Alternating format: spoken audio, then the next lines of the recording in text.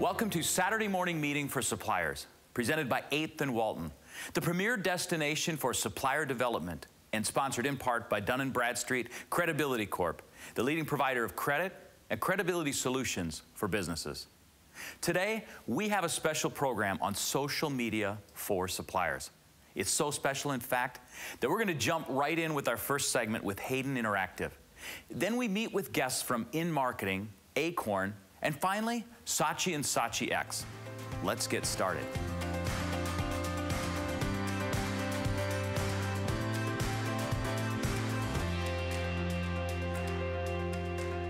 Rebecca Haden and Rosie Haden from Haden Interactive join us today with great insights for suppliers on the topic of social marketing. Welcome. Thank you. So glad to have you guys here. So this is a big topic, so let's get started. Owned, earned, and paid for content. What's the difference between those? Your paid for content are ads, and those might be ads on Facebook or Google AdWords or what have you, but you pay for them. They can get you fast results. You really have a lot of control over who sees it, but it doesn't stay after you stop paying for it, so it's kind of temporary. Your owned content, that's mostly your website, the things that you really have control over. Sometimes people feel like their Facebook fan page or other social media are owned, but all it takes is for that company to make a change in their approach, and you've lost it. So an example. And have companies done that? Absolutely. Yeah. LinkedIn last year, before that time, they had allowed companies to show products and have special pages for products. And last year, they just quit doing that. So then it's gone. Oh. So you kind of own that, but you kind of own it, right? When it's free and when they have it out there. Exactly. Okay. Yeah. But and your earned content, your earned media is when people are talking about you. So that's when your fans come over to your Facebook page and say how great you are, or a blogger talks about you. There's an article in the news about you, and you can encourage that, and you can certainly promote it after it's been produced. Okay. But you can't fake it. You can't promote that yourself or make it up yourself. You have to just have a good enough product that people actually want to talk about you. So you get all of this information out there. The social media kind of gets kicking in and everything else. What metrics, how do you kind of measure whether it's successful, whether it's working or isn't working? Well, you definitely want to make sure that before you even start your social media campaign that you have good ideas of what you want your company's goals to be. So hurdle rates. I mean, suppliers use this with Walmart all the time, right? The buyer says, I want this hurdle rate, you know? Sure. So you have some measurement, some tool, some place to say, that's where we're going to try to get to. Is that kind of what you do at the beginning with this? You want to make sure that you have an idea of what your company wants to do, and then you find how those goals for your company fit in with the goals that you can measure within social media. A lot of companies do it backwards. A lot of companies do. They'll say, well, we're on Facebook. Obviously, likes are something you can count on Facebook. That's what will count. But likes don't correlate with sales in most cases. But you can count likes. Yeah. You can count likes. You can count likes. That's what companies like. They like to count. They do. And having something that you can see that says that, you know, that the likes on the page are going up. I mean, people feel good about that. You know, you like to see that. You like likes. but at the same time, those don't always connect clearly with sales or any other goals that you've got set for your company. And sometimes if you only pay attention to those likes, when you get to the end of the year and you look and you see, okay, well, is this working for me? Often you're disappointed, and not because it didn't work, but because you didn't have a clear connection between what you wanted and what you were measuring. So having a clear strategy is really important for suppliers. Yes. Absolutely. Can you give me an example of a strategy that you did for another company? One of the companies that we work with does skincare products, and one of their products that's really unusual is what's called the Everything Bar. It's for men, and they can use it for face, hair, beard, body, and they just need that. But, you know, it's just a bar of soap, a brown bar of soap. It's everything. It does everything. Anything else. Right. So we wanted to position it as something that you could actually give as a gift. Every guy needs to have. It's so cool. And so at Pinterest, we made a board that showed places to take your Everything Bar. And we have, you know, some very fit guys climbing rocks and hiking through the desert. Camping with it.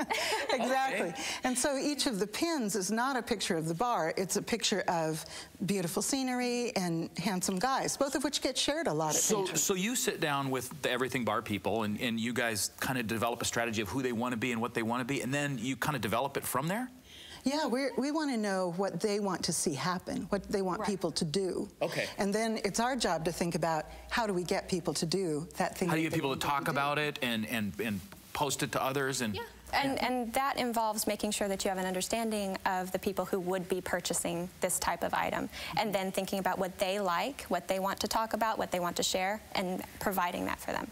Well, Rebecca, Rosie, this is great information, and I know the suppliers are going to really enjoy listening to this episode. Thank you so much for coming in today. Thank you very much for having us. Saturday morning meeting for suppliers. We'll be right back. Introducing MV Retail, the smart device-driven, dashboard providing, you need to know the truth, and you need to know it now, team management software. Using your existing staff and smart devices, MV Retail changes the game by leveraging the full power of mobile team management, all while consolidating multiple management systems into a comprehensive software solution for your business. Using a smart device GPS, we collect data points from the field, giving you real-time results, allowing your company to automate processes such as payroll and mileage, and confirming employee movements and activities. Whether you are a selling, merchandising, training or service organization, MV Retail has you covered. The results are in. With MV Retail, companies are saving money on labor, accomplishing more with their time, and selling more, because employees have the proper tools for completing their work. Whether you have a team of 5 or 15,000, MV Retail can serve your business needs. So don't delay. Contact MV Retail today to set up a free trial, because no matter what your business, you have to agree. Wondering is bad, and knowing is good.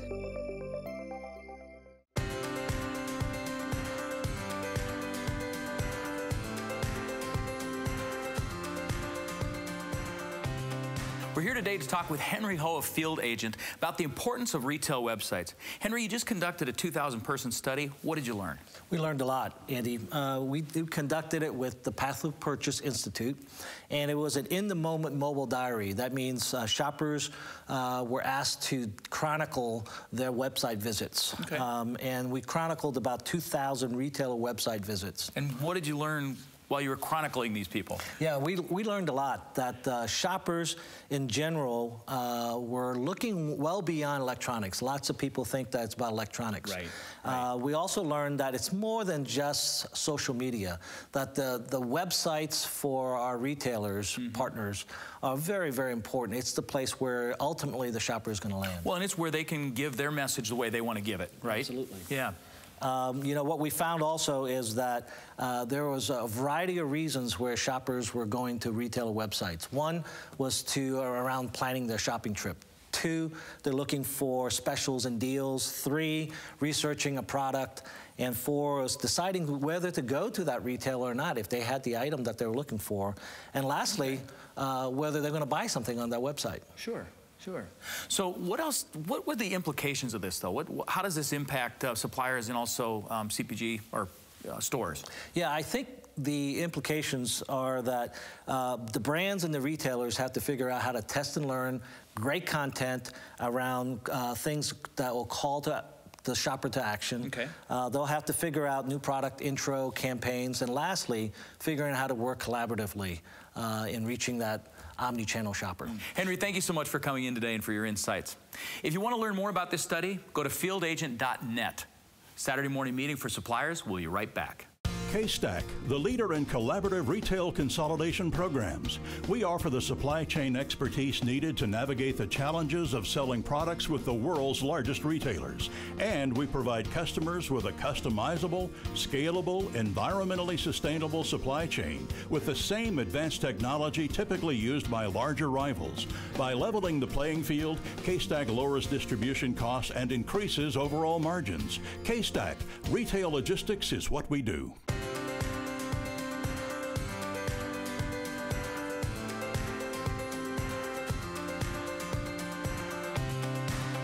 With me today is Leslee Urhahn from In Marketing to share some social media marketing tips for suppliers. Welcome, Leslee.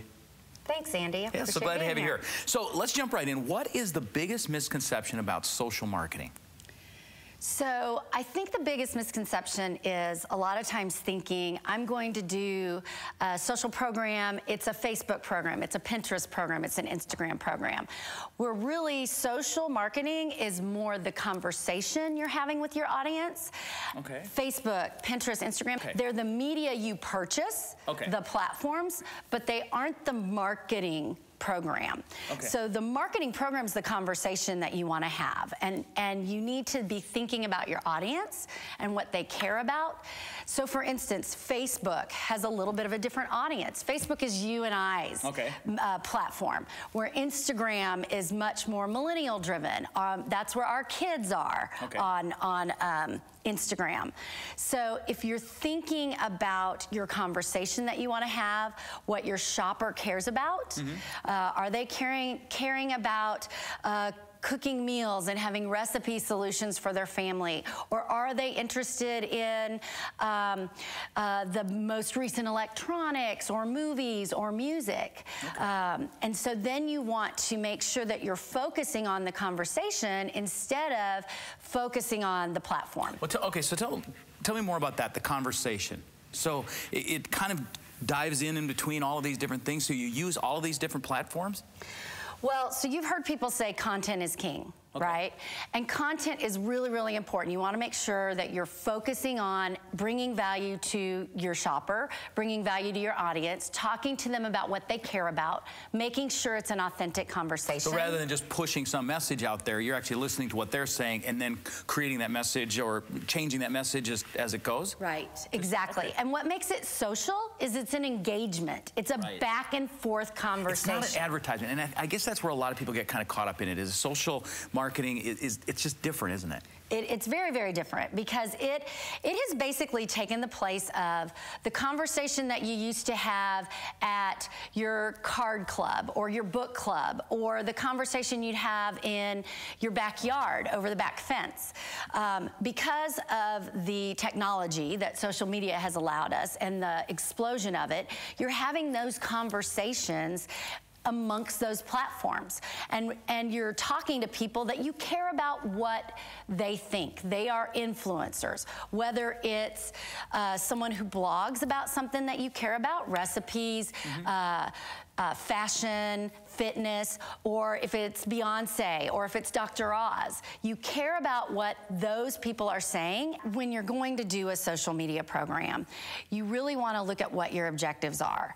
You really want to make sure that you're putting together measurable objectives. And a lot of times, if you're saying, I want to drive volume, I want to drive distribution, I want to fix a dip in sales, that's not what social marketing is designed for. That's more typical advertising.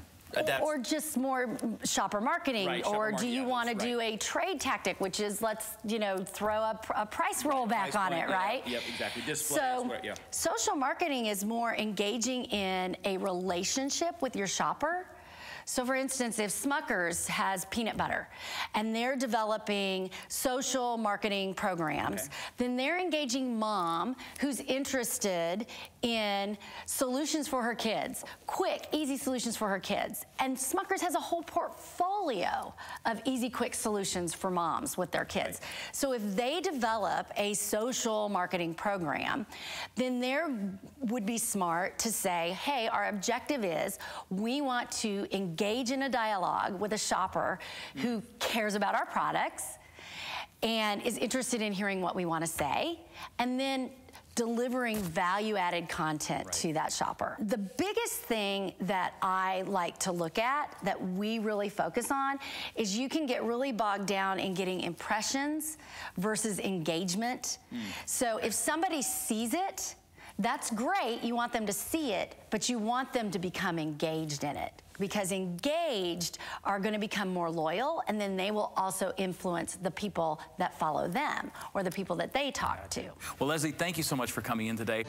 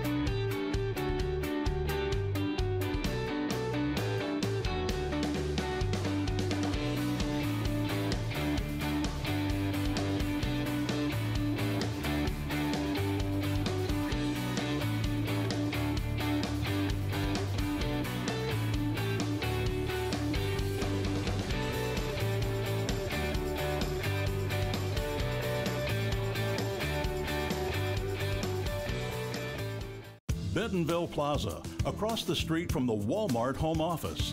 The best office location offers proximity and services like no other business complex in the area. Call 479-200-1112 today. We all have large libraries of data. Unfortunately, most companies never read what is in their library, but instead settle for top-line reporting. Beyond software that just automates, when we open our minds to being curious and creative with data, we discover the insights that build into remarkable ideas which deliver business growth. Here at the Harvest Group, we do just that. Open up your rich consumption data into a set of priceless ideas that grow the business. Are you ready to unlock the ideas buried in your data? Let the Harvest Group take a look at your business. 8th and Walton can help you become a smarter supplier with webinars and classes, services like custom training, consulting, HR solutions, and staffing. Visit www.8thandwalton.com to find out how you can become a better partner to Walmart. Understanding the importance of product flow is critical. Take the on-shelf availability course to equip yourself with the knowledge to improve and measure OSA. Sign up at 8th and Walton today.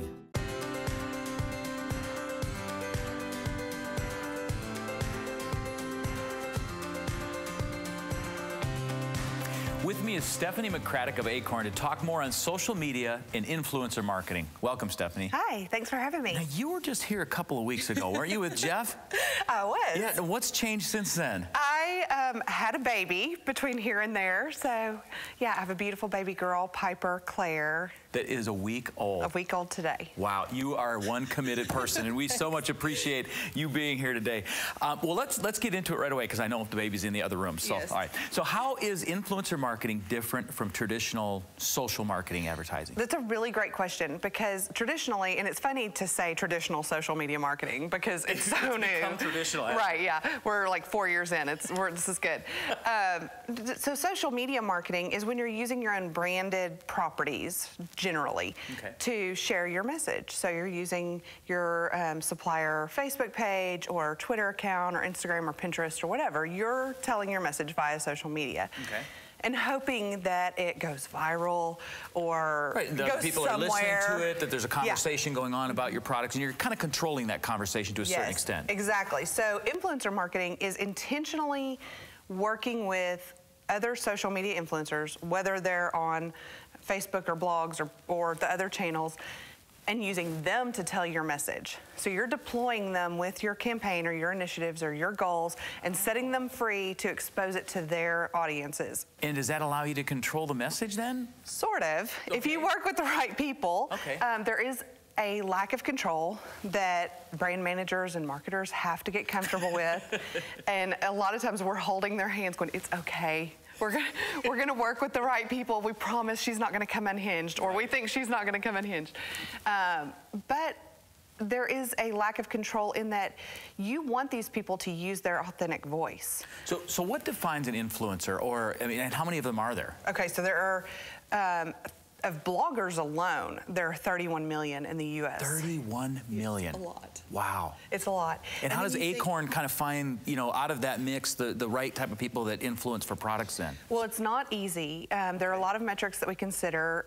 Most people will instantly go to, well, what's their Twitter following? What's their Instagram following? What's the number, right? What's Everybody wants a number. Alexa score or compete? And we know that each of those metrics has flaws and has good things about it. So we have our own metric that we use in an algorithm that vets these people out, and it includes how often are they posting, when are they posting, how much engagement are they getting when they do post, how relevant are they to this topic. Right, because you want to have the right person talking about your products. Yes, you don't want somebody who is strictly posting about pet care 24/7, all of a sudden talking about your detergent pod. This is like, excuse me, the modern fence post, or the proverbial fence in the back, your backyard fence. Where you're kind of talking to the person. Yeah, where you're talking to your neighbor and they totally trust what you're saying, but now we're able to do it at scale.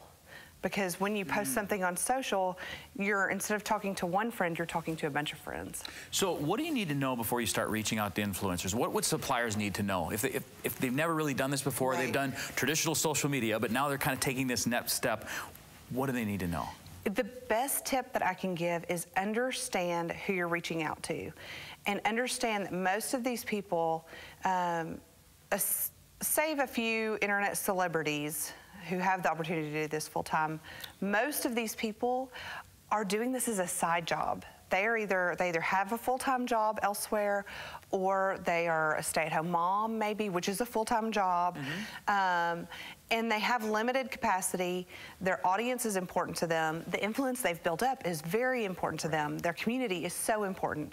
So how do you honor that? When you're pitching these people, say you found somebody that you think would be just a perfect match for your brand, and you want to reach out to them. It's as simple as sending them an email. There's no magic to it. Well, find out if they're even interested in the product. Yeah, right? And reach out, and then, but the way you communicate with them needs to be humble and honoring of their space, but then also keep it very efficient, because they're getting 5 to 10 pitches a day. Right. So companies traditionally, they kind of manage their message and everything else. What's the real benefit of using other people to tell your story? So, kind of like I was mentioning before, you're able to leverage that word-of-mouth marketing that we know has always been the most influential form of marketing since before marketing. Right. You know, when I hear from you, hey, this is a fantastic iPad case.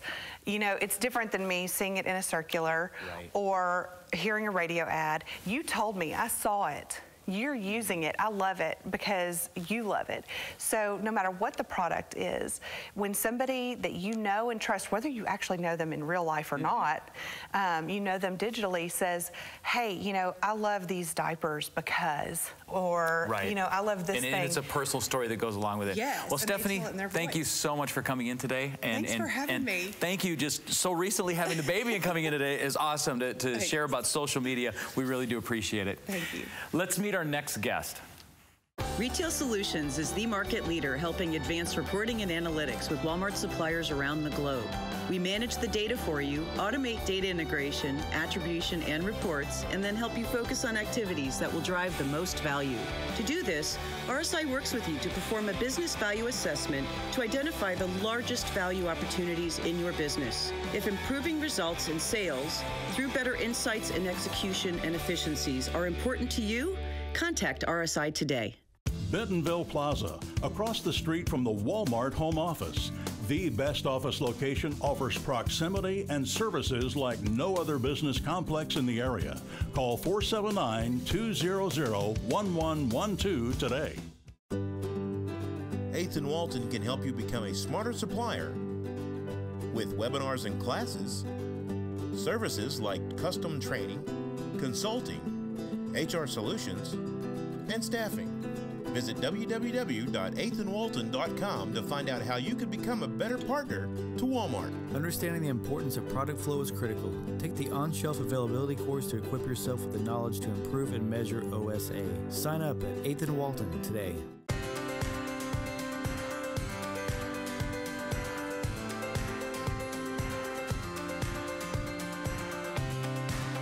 Brandon Viveiros from Saatchi and Saatchi X is here today to share how suppliers can use social media to connect with shoppers. Welcome, Brandon. Thank you, Andy. Great to have you here. So how has the social digital space changed over the past few years with how you guys connect to shoppers? Yeah, so one of the things that we can do a lot better now is we have a lot more data that's available to us. There's a lot more targeting information. We have a lot more demographical information. So we can target our campaigns very focused to a specific shopper or shopper group in order to maximize what we want to do.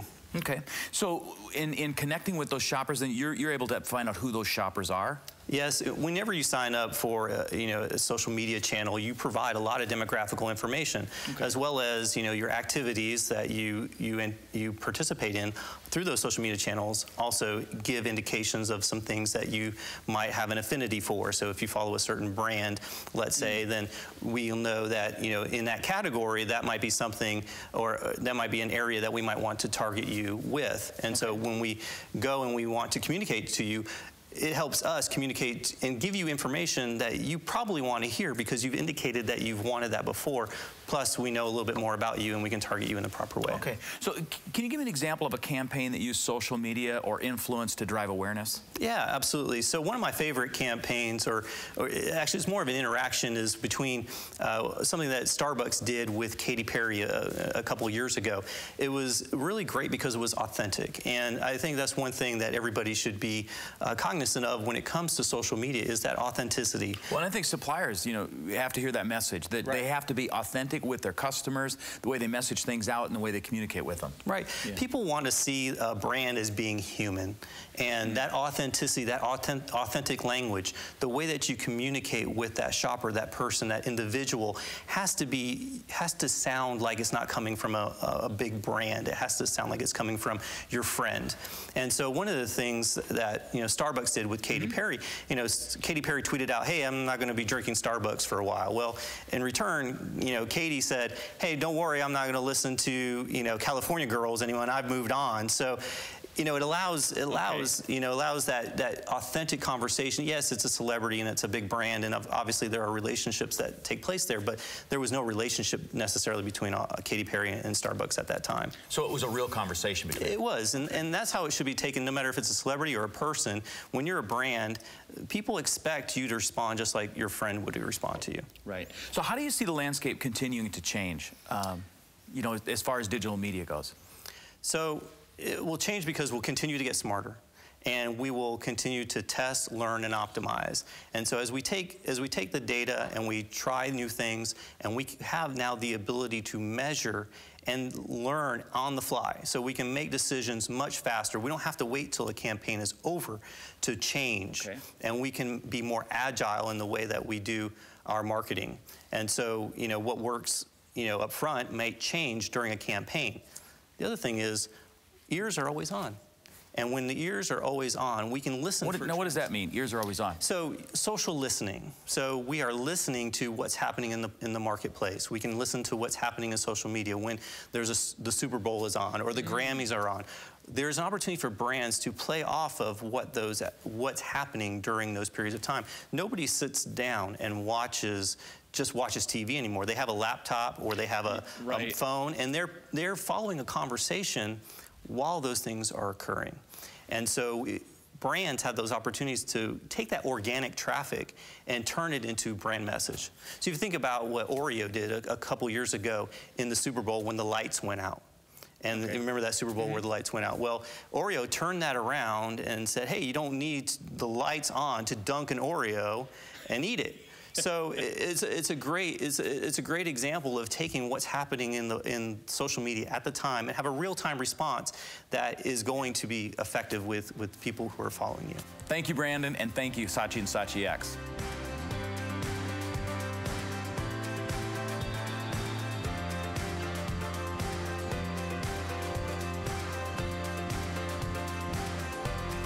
For more information on social media, Saturday Morning Meeting has developed a free ebook to help suppliers navigate this new world of marketing. Download your free social media ebook today. Go to 8thandwalton.com. Now, our special thanks to all of our guests.